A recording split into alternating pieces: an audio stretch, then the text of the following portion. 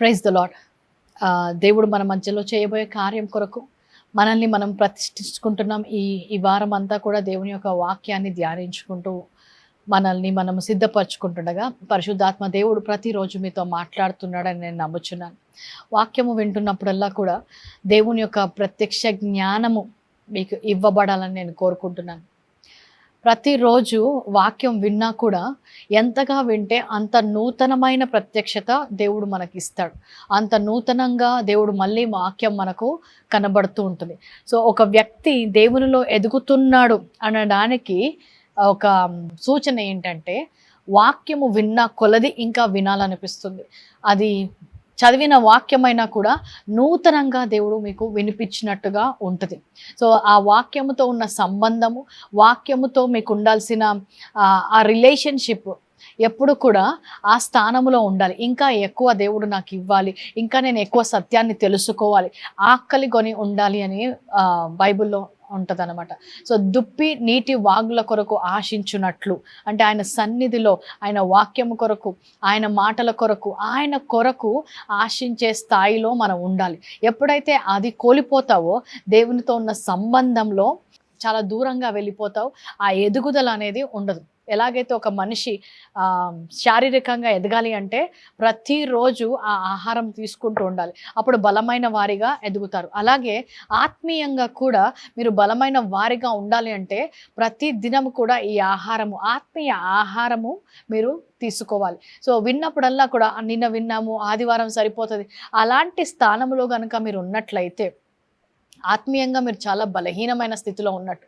మిమ్మల్ని మీరు ప్రోత్సహించుకోవాలి. మిమ్మల్ని మీరు పౌలు చెప్పిన ప్రకారము నా శరీరముని నేను లోబరుచుకొని శరీరాన్ని నలగొట్టుకొనుంటున్నాను అంటున్నాను. ఎందుకంటే శరీరం ఎప్పుడు కూడా దేవునికి వ్యతిరేకంగా ఉండడానికి ప్రయత్నిస్తుంది. మీకు మత్తు రావచ్చు, లేదంటే అలసట రావచ్చు, లేదంటే విసుగు రావచ్చు, లేదంటే నీ శరీరము ఇప్పుడు ఎందుకులే, ఇది బోరింగ్గా ఉంది, ఇదెందుకులే, ఇంకా అది ఇంట్రెస్టింగ్గా ఉంది, ఎప్పుడైనా కూడా లోకం వైపు తీసుకొని వెళ్తుంది. కానీ పౌలు చెప్పినట్టు నలగొట్టుకోవాలి. ఒక్కొక్కసారి వినాలని నీ శరీరానికి ఇష్టం ఉన్నా లేకపోయినా కూడా ఆ శరీరాన్ని నువ్వు నలగొట్టి ఆ వాక్యము ముందర కూర్చోబెట్టడం నేర్పించాలి. నీ చెవులకు ఆ వాక్యం వినడం నేర్పించాలి. నీ హృదయానికి ఆ వాక్యాన్ని తీసుకోవడం నేర్పించాలి. మొదట్లో కష్టంగా ఉన్నా కూడా ఎప్పుడైతే ఈ అలవాటు మీరు చేసుకుంటారో కొన్ని రోజుల్లోనే మీరు చూస్తారు ఆ వాక్యము ఇంకా ఎక్కువ వినాలనిపించే స్థానంలోకి మీరు వెళ్తారంటే పరిశుద్ధాత్మ దేవునికి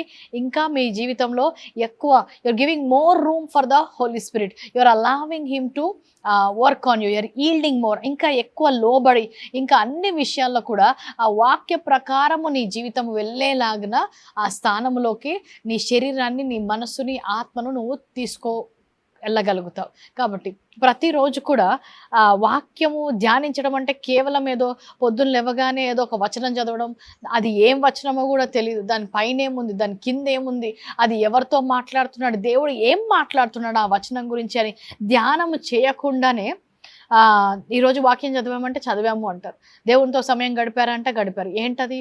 పొద్దున్న లేవగానే ఫోన్లో ఒక్కొక్కసారి మెసేజ్ వస్తుంది, అనుదిన ఆహారము అని, లేదంటే ఈరోజు వాక్యం అని, ఏదో ఒక చిన్న లైన్ ఎక్కడో దొరుకుతుంది, అది చదవగానే ఈరోజు నేను దేవునితో సమయాన్ని గడిపాను అనుకుంటారు, లేదంటే వాక్యాన్ని నేను చదివాను అనుకుంటారు. కానీ అలాంటి పరిస్థితిలో ఉన్నప్పుడు ఆత్మీయ ఎదుగుదల ఉండదు. జీవితంలో ఏది కూడా మనము ఆత్మీయంగా పోరాడి ఏదైతే మనము విజయంలో నడవాలో అది నడవలేము. కాబట్టి ఈ కొన్ని రోజులు మనల్ని మనము సిద్ధపరచుకుంటుండగా ఆ ఆత్మీయ ఆకలి మీకు ఎక్కువ అవ్వాలని నేను ప్రార్థన చేస్తున్నాను. అలాగే ఆత్మీయంగా మీరు వాక్యంలో లోతైన స్థానంలోకి వెళ్ళాలని నేను ప్రార్థన చేస్తున్నాను. ఈరోజు వాక్యంలోకి వెళ్ళే ముందు ఒక మాట ప్రార్థన చేసుకుందాం. ప్రభువా, నీకు స్తోత్రాలు, వందనాలు చెల్లిస్తున్నాం. ఈరోజు మీరు మాతో మాట్లాడబోతున్నందుకు వందనాలు. నాయన, నీ యొక్క వాక్యములో నుంచి మాట్లాడుతుండగా ఈరోజు మీరే నాతో మాట్లాడుతున్నారని నేను నమ్ముచున్నాను. ప్రతి మాట కూడా నేను వినుచుండగా ఆయన నూతనమైన ఆకలి నాకు కలిగేలాగున మీరు చేయండి. ఇంకా వాక్యాన్ని ఆస్వాదించేలాగా, వాక్యములో నేను నాయన ఇంకా ఎదిగేలాంటి పరిస్థితిలోకి నన్ను తీసుకుని వెళ్ళమని ప్రతి ఒక్కరి జీవితంలో నాయన ఈ ప్రార్థన చేస్తుండగా నాయన వాక్యము ఫలించును గాక అని ప్రకటిస్తున్నాము తండ్రి. ఆమేన్. మత్తయి సువార్త 21వ అధ్యాయంలోకి వెళ్దాము. మత్తయి సువార్త 21వ అధ్యాయం. చాలాసార్లు ఈ మాట మట్టల ఆదివారం అంటారు కదా, ఆ సమయంలో మాట్లాడతారు. ఆ సమయంలో ఈ యొక్క ప్యాసేజ్ అంటే ఈ వాక్య భాగాన్ని ధ్యానిస్తారు చాలాసార్లు. అయితే మట్టల ఆదివారం చేసినప్పుడు అది ఆచారరికంగా చాలామందికి మారిపోయి ఉంటుంది. ఆ మట్టలు తీసుకొని రావాలి, ఆ మట్టలు ఊపాలి, కొంతసేపు ఆ మట్టలను పట్టుకొని ఉండాలి, అయిపోయిన తర్వాత మట్టలు పడేయాలి. ఈ మట్టలు ఎందుకు, ఈ మట్టల ఆదివారం ఏంటి, ఆ వాక్యం ఏంటి? కొంతమందికి అధ్యాయంలోని వాక్యము చాలా ఫెమిలియర్, అంటే చాలా అలవాటు అయిపోయి ఉంటుంది చిన్నప్పటి నుంచి క్రైస్తవ కుటుంబంలో మీరు పుట్టినట్లయితే. కానీ ఈరోజు నూతనంగా పరిశుద్ధాత్మ దేవుడు ఒక ప్రత్యక్ష జ్ఞానాన్ని మీకు ఇస్తున్నాడని నేను నమ్ముచున్నాను. ఆ మాట ద్వారా తిరిగి మీకు ఏదో జ్ఞాపకం చేస్తున్నాడని నేను నమ్ముచున్నాను. మత్తయి సువార్త 21వ అధ్యాయము, ఈ వాక్య భాగం అంతా కూడా అది ఒక ప్రవచనము యొక్క నెరవేర్పు అయి ఉన్నది. జకరియా కాలంలో 9వ అధ్యాయం 9వ వచనంలో మీరు చూసినట్లయితే జకరియా 9:9 ఇదే మత్తయి సువార్త 21లో జరిగేది జకరియా ముందుగానే ఆయన ప్రవచించాడు. ఆ ప్రవచనము యేసుక్రీస్తు జీవితంలో లేదంటే ఆ కాలంలో అది నెరవేరుతుంది. ఏంటి ఆ ప్రవచనం? మత్తయి సువార్త 21వ అధ్యాయము మొదటి నుంచి. తరువాత యెరూషలేమునకు సమీపించి ఒలివ చెట్ల కొండ దగ్గర ఉన్న బేత్పెగెకు వచ్చినప్పుడు యేసు తన శిష్యులలో 2 చూచి, మీ ఎదుటనున్న గ్రామమునకు వెళ్ళుడి. వెళ్ళగానే కట్టబడి ఉన్న ఒక గాడిదయు దానితోనున్న ఒక గాడిద పిల్లయు మీకు కనబడును. వాటిని విప్పి నా యొద్దకు తోలుకొని రండి. ఇక్కడ వాక్యంలో మనం చూసినట్లయితే యేసుక్రీస్తు యెరూషలేములోకి వెళ్ళే సమయం ఉంది. ఆయన సిలువ వేయబడక ముందర జరుగుతున్న ఆఖరి ఘట్టము. ఆ సమయంలో ఆయన తన శిష్యులకు చెప్తాడనమాట, మీరు వెళ్ళి గాడిదని తీసుకొని రండి. ఆ గాడిద మీద నేను ఎక్కినప్పుడు ఈ యెరూషలేము వీధుల్లో నేను వెళ్ళినప్పుడు అందరూ కూడా హోసన్నా హోసన్నా, ఆయన రాజుల రాజు, ఆయన స్తుతించడం మనం చూస్తాం. ఈ వాక్యం చదివినప్పుడు నాకు చిన్నప్పటి నుంచి కూడా ఒక డౌట్ ఉంటుంది. యేసుక్రీస్తు రాజుల రాజు అంటున్నారు కదా, మామూలుగా రాజు అనే ఒక రాజుని మనం ఊహించుకున్నప్పుడు కిరీటముతో పెద్ద రాజ వస్త్రాలతో ఒక గుర్రం మీదనో ఒక ఏనుగు మీదనో కూర్చున్నట్టు మనకు చిత్రీకరిస్తాం. కానీ యేసుక్రీస్తు ఒక గాడిదను ఎందుకు తీసుకొని రమ్మన్నాడు? గాడిద అనేది మనము ఆ మాట వాడినప్పుడు కూడా అది చాలా అల్పమైన ఒక జంతువుగా మనం చూస్తాం. ఒక నీచమైన వ్యక్తిగా, ఒక నీచమైన జంతువుగా, లేకపోతే ఒక శుభ్రంగా లేని జంతువుగా మనం చూస్తాం. ఎవరికి కూడా గాడిద గురించి ఎక్కువ మాట్లాడతారు. గుర్రం గురించి కానీ, ఒంటెల గురించి కానీ, లేదంటే ఏనుగుల గురించి కానీ మాట్లాడతారు. రాజుల గురించి మాట్లాడినప్పుడు దేవుడు యేసుక్రీస్తు ఎందుకు గాడిదను తీసుకొని రమ్మన్నాడు అన్నప్పుడు పరిశుద్ధాత్మ దేవుడు ఒక మాట ఏమన్నాడంటే, అందరూ కూడా మంచి వాళ్ళ కోసం వచ్చారు, కానీ నేనైతే పాపుల కోసం వచ్చానని యేసుక్రీస్తు అంటున్నాడు. ఈ లోకంలో ఎవరినైతే తృణీకరించారో, ఎవరైతే అపవిత్రతలో ఉన్నారో, ఎవరైతే చాలా తక్కువ స్థానంలో ఉన్నారో, ఎవరినైతే ఈ లోకము పట్టించుకోదో వారి కొరకే యేసుక్రీస్తు వచ్చాడు. ఆమేన్. సో ఈ వాక్య భాగ్యం అంతా కూడా ప్రవచనాత్మకంగా ఆయన చెప్తున్నా కూడా ఈ వాక్యములో ఒక లోతైన మర్మాన్ని మనందరికీ బోధిస్తున్నాడు. ఆయన కేవలము కొంతమంది మీద శ్రద్ధ చూపించే దేవుడు కాదు. ముఖ్యంగా ఎవరినైతే ఎవరు పట్టించుకోరో వారి మీద ఇంకా ఎక్కువగా శ్రద్ధ చూపించే దేవుడు. ఎవరిని కూడా ఆయన ఎక్కువగా తక్కువ చూపించే దేవుడు కదా. ఆయన పక్షపాతము లేనివాడు అని వాక్యము సెలవిస్తుంది. అంటే ఎవరైతే ఇతరుల దృష్టిలో తక్కువగా ఉన్నారో వారి కొరకు కూడా ఆయన ప్రాణం ఇవ్వడానికి వచ్చాడు. సో ఈరోజు నా మాటలు వింటుండగా నీ జీవితంలో ఏం జరిగిందో నాకు తెలియదు, నిన్ను నువ్వు ఎక్కడ చూసుకుంటున్నావో నాకు తెలియదు, కానీ నీ కొరకు కూడా దేవుడు ఈరోజు నీతో మాట్లాడాలనుకుంటున్నాడు. నీ జీవితంలో కూడా ఒక కార్యము జరగాలి అనుకుంటున్నాడు. చూడండి, ఇందాక నేను చెప్పాను, ఒక గాడిద అన్నప్పుడు అదొక అన్క్లీన్, అంటే శుభ్రంగా లేని ఒక జంతువుగా మనం చూస్తాం. యేసుక్రీస్తు కూడా అలాగే అపవిత్రతతో ఉన్నవారిని, లేదంటే పాపముతో నిండిన వారిని, ఈ సమాజము నుంచి త్రోసివేయబడిన వారిని శుభ్రము చేయడానికి ఆయన వచ్చాడు. ఆయన తన నీతిని మనకిచ్చి మన పాపాన్ని ఆయన మోసాడు.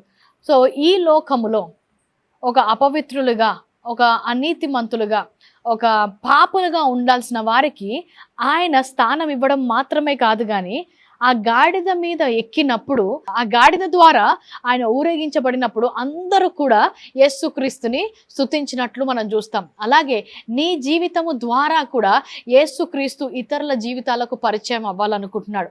నీ జీవితము ద్వారా కూడా యేసుక్రీస్తును ఇతరులను స్తుతించేలాగా నీ జీవితం ఆయన మార్చాలనుకుంటున్నాడు. అంటే ఇంకొక మాటలో చెప్పాలంటే ఈ ప్యాసేజ్ అంతా కూడా ఆయన గాడిద గురించి మాట్లాడినప్పుడు అంతా కూడా పరిశుద్ధాత్మ దేవుడు మనల్నే జ్ఞాపకము చేసుకుంటున్నాడు. మన జీవితం ఎక్కడ ఉండాల్సింది, మనం ఎలాంటి వారము అయినా కూడా ఆయన వెదికి రక్షించి రక్షణలోకి నడిపించి, ఈరోజు ఒకవేళ మీరు రక్షణలో లేకపోయినట్లయితే మీ జీవితాన్ని కూడా ఆయన వాడుకోవాలనుకుంటాడు. నన్ను వాడుకుంటాడా దేవుడు? నాలాంటి ఒక వ్యక్తిని వాడుకుంటాడా? అందుకే ఆయన వాక్యంలో మనం చూసినట్లయితే ఆయన ట్యాక్స్ కలెక్టర్స్ అంటే పన్ను వసూలు చేసేవారిని, లేదంటే చేపలు పట్టేవారిని, వ్యభిచారులను, ఇలాంటి ఆ సమాజంలో దూరంగా ఉన్న వారిని, ఎవరు ముట్టుకొని వారిని కూడా ఆయన వాడుకున్నారు. సో మళ్ళీ వాక్యము ద్వారా ఆయన మన జ్ఞాపకం చేయాలనుకుంటుంది ఏంటంటే దేవుడు నిన్ను వాడుకోవాలనుకుంటున్నాడు. ఎలాగ వాడుకోవాలంటున్నాడంటే వారు నిన్ను చూసినప్పుడు, నీ జీవితం చూసినప్పుడు ప్రభువుకి మహిమ వచ్చేలాగా వాడుకోవాలనుకుంటున్నాడు. సో నీ జీవితం ద్వారా దేవునికి ఎలాంటి మహిమ తీసుకొని రాకపోయి ఉన్నట్లయితే ఈరోజు ఆత్మ నీ లోపంలో ఒక కార్యం జరిగిస్తున్నాడని నమ్ముచున్నాను. ఆమేన్. దేవుడు నిన్ను వాడుకోతుండగా ఆయన మహిమపరచబడేలాగా దేవుడు నిన్ను వాడుకునే భవిష్యత్తు నీకు ఉంది అని తిరిగి పరిశుద్ధాత్మ జ్ఞాపకము చేస్తున్నాడని నేను నమ్ముచున్నాను. చూడండి, గాడిద గురించి మనం ఆలోచించినట్టయితే ఆ కాలంలో గాడిద అనేది ఒక విలువైంది. ఆ కాలంలో వారికి ప్రయాణం చేయడానికి ఎలాంటి వాహనాలు ఉండేవి కాదు. ఒక గాడిద ఉన్న వ్యక్తి అంటే కొంచెమో గొప్పనో ఒక ధనవంతుడైన వ్యక్తియే. అంటే ఇప్పుడు మన కాలంలో మనం చూసినట్లయితే ఒక బైక్ ఉన్నప్పుడు, ఒక కారు ఉన్నప్పుడు ఏం లేని వారికంటే వాళ్ళు కొంచెము బెటర్ అన్నమాట. అలాగే ఆ రోజుల్లో అది ఒక విలువైనదే. మనకి ఈ రోజుల్లో మనం గాడిదను వాడట్లేదు, కానీ ఆ రోజు కూడా గుర్రం అంత విలువ లేకపోయినా విలువగలదే. అలాగే వారు దాన్ని ఒక వాహనంగా వాడేవారు. వాళ్ళ ఇంట్లోనే పెట్టుకునేవారు గాడిదని. ఇప్పుడు మన ఇంట్లో ఎలాగైతే కార్స్ని, బైక్స్ని పార్క్ చేసుకుంటామో అలాగే వారి ఇంట్లో కూడా గాడిదలను కట్టి పెట్టుకునేవారు. ఎప్పుడైతే ఆ గాడిద కొన్ని రోజులు ఇంట్లో ఉంటుందో ఆ మనుషులతో అది అటాచ్ అయిపోతుంది, ఒక సంబంధం కలిగి ఉంటుంది. అంటే తన యొక్క యజమానుని ఆ గాడిద గుర్తుపట్టగలదు. చాలాసార్లు మీరు పాతకాలంలో కొన్ని కథలు మీరు విన్నట్లయితే దుస్తులు ఉతకడానికి పంపించినప్పుడు గాడిద మీద మూట మోసి ఇచ్చేవాళ్ళు. మళ్ళీ ఆ గాడిద మీద మూట వేసినప్పుడు ఆ గాడిద మళ్ళీ ఇంటికి వచ్చేది. ఆ గాడిద ఇల్లు ఎక్కడుందో, ఆ గాడిద యజమాని ఎవరో ఆ గాడిద గుర్తించగలదు. ఎప్పుడు? అక్కడ సహవాసము చేసినప్పుడు. అలాగే నీ జీవితంలో కూడా దేవునితో నువ్వు సహవాసము చేసినట్లయితే, సమయాన్ని గడిపినట్లయితే నీ యొక్క యజమానిని నువ్వు తెలుసుకుంటావు, యేసుక్రీస్తును నువ్వు ముఖాముఖిగా చూడగలుగుతావు, ఆయనతో ఒక సంబంధంలో నడవగలుగుతావు. సో ఎప్పుడైతే ఈ గాడిదను ఆయన ఎంచుకున్నాడో ఒకసారి ఆ వచనంలోకి వెళ్దాం. తరువాత యెరూషలేమునకు సమీపించి ఒలివ చెట్ల దగ్గర ఉన్న బేత్పేగ వచ్చినప్పుడు యేసు తన శిష్యులతో ఇద్దరిని చూచి, మీ ఎదుటనున్న గ్రామమునకు వెల్లుడి. వెళ్ళగానే కట్టబడి ఉన్న ఒక గాడిదయు దానితో ఉన్న ఒక గాడిద పిల్లయు మీకు కనబడును, వాటిని విప్పి నా యొద్దకు తోలుకొని రండి. ఇక్కడ ఏమంటున్నాడు? గాడిదని తీసుకురండి, అలాగే గాడిద పిల్లను కూడా. చూడండి, గాడిదకు గుర్రంకు సంబంధం లేదు, అవి రెండు వేరే జాతి. కానీ ఇక్కడ ఏమంటున్నాడు? గాడిద ఇంకా గాడిద పిల్లను కూడా విప్పమంటున్నాడు. అంటే ఇంకో మాటలో చెప్పాలంటే దేవుడు నీ జీవితాన్ని విడిపించడం మాత్రమే కాదు, కానీ నీ పిల్లలను, నీ పిల్లల పిల్లలను కూడా ఆయన విడిపించి ఆయన జీవితానికి మహిమకరంగా వాడుకోవాలనుకుంటున్నాడు. ఆ రోజు ఆయన అక్కడున్న చిన్న గాడిద పిల్ల అంటే ఆ గాడిద యొక్క సన్నో గ్రాండ్ సన్నో అయి ఉంటుంది, కానీ దాన్ని కూడా విడిపిస్తున్నాడంట. దేవుడు ఒకరి జీవితంలోకి వచ్చినప్పుడు వారి జీవితంలో కార్యము చేయడం మాత్రమే కాదు, ఏ కార్యమైతే వారి జీవితంలో చేస్తాడో వారి వచ్చే తరాల్లో కూడా చేయాలనుకుంటున్నాడు. ఈరోజు మీ పిల్లలు ఎలాంటి పరిస్థితిలో ఉన్నా కూడా దేవుని యొక్క వాక్యము ద్వారా తిరిగి పరిశుద్ధాత్మ దేవుడు మాట్లాడుతుండే ఏంటంటే, నీ పిల్లలు తప్పిపోరు, నీ పిల్లలు మంచి గమ్యానికి చేరుకుంటారు, నీ పిల్లలు దేవుని యొక్క హస్తములో ఉంటారు, ఆయన వారి గురించి కూడా శ్రద్ధ వహించి ఉన్నాడు. ఆ వాక్యంలో మనం ఏమని ఉంటుందంటే అది కట్టబడి ఉందంట, దాన్ని ఆయన విప్పుతున్నాడు. ఈరోజు ఎలాంటి కట్లలో ఉన్నా, ఎలాంటి అలవాట్లకు బానిసలై ఉన్నా కూడా దేవుడు వారిని తట్టబోతున్నాడు. దేవుడు వారికి ఒక నూతన జీవము ఇవ్వబోతున్నాడని నేను నమ్ముచున్నాను. ఎలాగైతే లూకా సువార్తలో మనం చూస్తాం తప్పిపోయిన కుమారుని గురించి. ఆ కుమారుడు తన తండ్రిని వదిలేసి వెళ్ళిపోతాడు, తనకి ఇష్టం వచ్చినట్టు ఉంటాడు. అయినా కూడా ఒకరోజు హీ కేమ్ టు హిమ్సెల్ఫ్ అని ఉంటుంది. అంటే ఆయన తనకు తాను ఆలోచించుకుంటాడంటే నేనేంటి ఇక్కడ ఉన్నాను అని. అలాంటి ఒక అనుభవము మీ పిల్లలకు వచ్చును గాక అని ప్రకటిస్తున్నా. ఈరోజు వారు యవనస్తులై ఉన్నా, మీకు దగ్గరగా ఉన్నా, దూరంగా ఉన్నా, చెడు స్నేహితులతో ఉన్నా, ఎలాంటి పరిస్థితుల్లో ఉన్నా కూడా ఈరోజు దేవుని యొక్క కార్యము వారి హృదయంలో జరగబోతుందని నేను నమ్ముచున్నాను. జరగడం మాత్రమే కాదు కానీ వారిని విప్పుతాడు అంట. కట్టబడి ఉంటే దేవుని యొక్క కార్యము ద్వారా వారి సంఖ్యల నుంచి వారిని విప్పుతాడు. అలాగే వారిని స్వతంత్రులుగా ఆయన చేయబోతున్నాడని నేను నమ్ముచున్నాను. ఎవరైనా తల్లిదండ్రులు ఇప్పుడు నా మాట వింటూ నీ యొక్క పిల్లల గురించి నువ్వు ఆలోచిస్తున్నట్లయితే, నీ పిల్లల గురించి నీకు నిరీక్షణ కోల్పోయి ఉన్నట్లయితే, ఈరోజు నేను మాట చెప్తున్నప్పుడు కూడా వారు దేవుని వాగ్దానంలో నడిచే వాళ్ళుగా కనబడకపోయినా కూడా ఈరోజు నిరీక్షణ కోల్పోవద్దు. ఆయన వారిని విప్పబోతున్నాడు. మీ యొక్క జీవితంలో ఆ విడుదల మీరు కుటుంబముగా అనుభవించబోతున్నారు. దేనికైతే కట్టబడి ఉన్నారో ఆ కట్టలోంచి ఆయన విడిపించడం మాత్రమే కాదు, 2వ వచనం తర్వాత 3వ వచనంలో ఎవడైనను మీతో ఏమైనను అని ఎడల అవి ప్రభువునకు కావలసినవి ఉన్నవని చెప్పవలెను. ఎవరికి కావాలి? ప్రభువునకు కావాలంట. నువ్వు ప్రభువుకి కావాలి, నీ పిల్లలు ప్రభువుకి కావాలి, నీ పిల్లల పిల్లలు కూడా ప్రభువుకి కావాలి. ఆయన మీరు ఎలాంటి పరిస్థితిలో ఉన్నా కూడా విడిపించి ఆయన కొరకు ఆయన వాడుకోబోతున్నాడని నేను నమ్ముచున్నాను. చూడండి, అబ్రహాంను పిలిచినప్పుడు కూడా ఆయన నీ సంతానమునకు అని చెప్పాడు.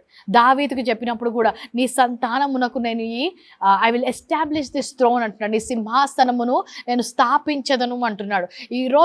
ఈరోజు వాక్యం వింటుండగా ఈ వాగ్దానము నీ జీవితములో అలాగే నీ సంతానములో జీవితంలో కూడా అది స్థాపించబడబోతుంది. మీరు దేవునికి కావాలి. దేవుడు మీ ద్వారా కార్యాలు చేయాలనుకుంటున్నాడు. మీ జీవితము ద్వారా ఆయన మహిమ పొందాలనుకుంటున్నాడు. ఆ రోజు అంతమంది కూడా యేసుక్రీస్తుని మాత్రమే చూడలేదు, ఆ గాడిదని కూడా చూశారు.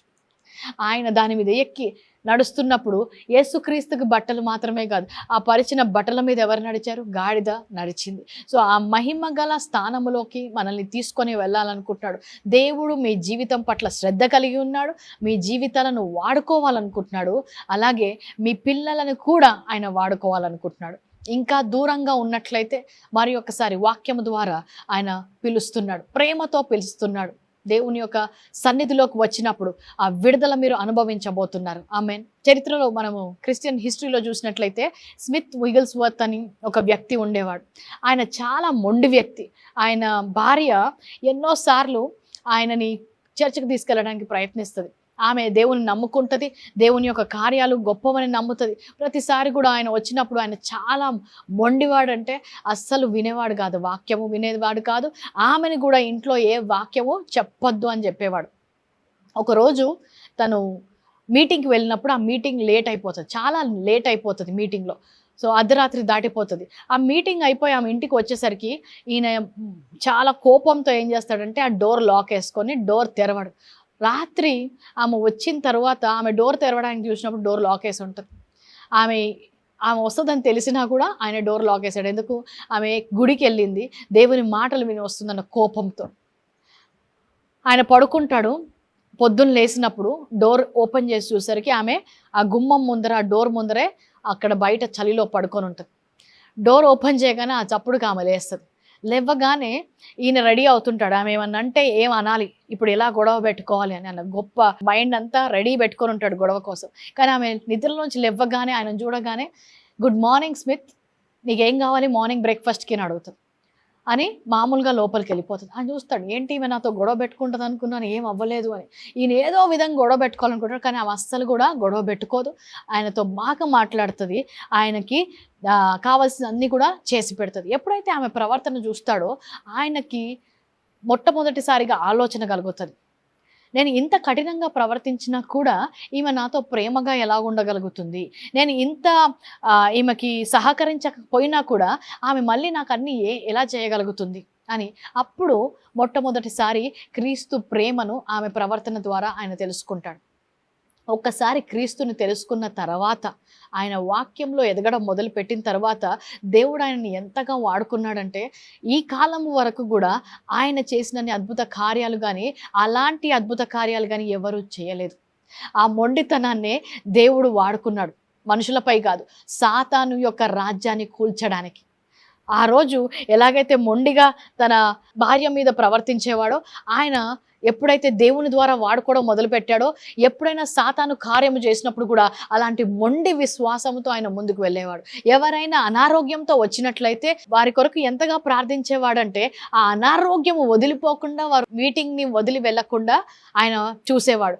ఒకసారి ఒక వ్యక్తి చాలా పెద్ద ట్యూమర్తో వస్తుంది అనమాట, చాలా పెద్ద గడ్డ. ఆ గడ్డ బరువుకి ఆ వ్యక్తి కూర్చోలేడు, నిల్చోలేడు, అంత గడ్డ ఉంటుంది అనమాట. ఎప్పుడైతే ఆయన ముందుకు వస్తుందో ఆ వ్యక్తి, ఆయనకి కోపం వస్తుంది. ఆమె మీద కాదు, ఆ సాతాను మీద. దేవుడు ఎన్నుకున్న వ్యక్తులకు సాతాను అనారోగ్యం ఎలా కలగజేస్తుంది, ఇంత పెద్ద గడ్డ ఎలా కలగజేస్తుందని ఆ కోపంతో ఆయన ఏం చేస్తాడంటే ఆ గడ్డని గుద్దుతాడు అనమాట. అందరూ ఆశ్చర్యపోతారు. ఆ వ్యక్తి ఆ గడ్డను గట్టిగా గుద్దేసరికి ఆ తాకిడికి కింద పడిపోతాడు. అందరూ అనుకుంటారు ఇంకా చనిపోయాడేమో. ఆ చనిపోయిన వ్యక్తిని ఎందుకు ఇలా గుద్దాడు, ఏంటి ఆ ప్రవర్తిస్తున్నాడు, ఏం చేసావు నువ్వు అని అక్కడ అడగడానికి వస్తే కూడా ఆయన పట్టించుకోకుండా మళ్ళీ వేరే వాళ్ళకి ప్రార్థన చేసుకుంటూ వెళ్ళిపోతారు. అందరూ కూడా అయోమయంలో ఉంటే ఏంటి వ్యక్తి ఇలా చేస్తున్నాడని. కొద్దిసేపట్లో అక్కడ ఉన్న వాళ్ళందరూ కూడా గొప్ప శబ్దంతో కేకలు వేసి చప్పట్లు కొట్టడం మొదలు పెడతారు. అప్పుడు ఆయన వెనుక తిరిగి చూసేసరికి ఏ గడ్డతో అయితే వచ్చిన వ్యక్తి పడిపోయారో ఆ వ్యక్తి లేచి నిల్చుంటాడు. ఈసారి గడ్డతో కాదు కానీ గడ్డ మొత్తం మాయమైపోతుంది అనమాట. హల్లెలూయా. అలాంటి గొప్ప కార్యాలు ఆయన యొక్క జీవితంలో చేసినట్లు మనం చూస్తాం. ఒకప్పుడు కట్టబడిన గాడిదగా ఉన్న ఆ వ్యక్తి జీవితాన్ని విప్పబడిన తరువాత ఈ వ్యక్తి యొక్క జీవితాన్ని నాకు కావాలి అని ఆయన వాడుకున్నప్పుడు ఎన్నో అద్భుత కార్యాలు చేశాడు. మరణించిన వారిని కూడా ఆయన తిరిగి లేపడం జరుగుతుంది. ఎంతగా అంటే ఆయనకి అపోస్టిల్ ఆఫ్ ఫెయిత్, అంటే విశ్వాసం యొక్క అపోస్తులుడు అనే బిరుదు ఆయనకి ఇచ్చాడు. అంతగా దేవుని నమ్మాడు. సో ఈరోజు కూడా నీ జీవితం ఏ పరిస్థితిలో ఉన్నా కూడా ఆయన విప్పుతాడు. నువ్వు దేవుడికి కావలసిన వ్యక్తివి. ఎంతగా నేను వాడుకుంటాడంటే ఈరోజు కూడా స్మిత్ విగిల్స్వర్త్ పేరు చెప్పినప్పుడు దేవుణ్ణి మహిమపరుస్తున్నారు అందరూ కూడా. అలాంటి జీవితంలోకి నిన్ను నడిపించాలనుకుంటున్నాడు. సో నిరీక్షణ కోల్పోదు. నీ గురించి కానీ, నీ పిల్లల గురించి కానీ, నీ పిల్లల పిల్లల గురించి కానీ ఆయనకు మీరు కావలసిన వారై ఉన్నారు. ఈరోజు కుటుంబంగా మీరు చూసినట్లయితే, లేదంటే మీ పిల్లలతో మీరు ఉన్నట్లయితే, ఒకవేళ లేకున్నా కూడా మీ నోరు విప్పి వారిపై దేవుని యొక్క మాటలు ప్రవచించాలని నేను కోరుకుంటున్నాను. నేను నా ఇంటి వారును కూడా యెహోవాను సేవించెదము అని ప్రకటించండి. నా పిల్లలు తప్పిపోరు, దేవుని మార్గంలో నడుస్తారు. మేము దేవునికి కావలసిన వారమై ఉన్నాం.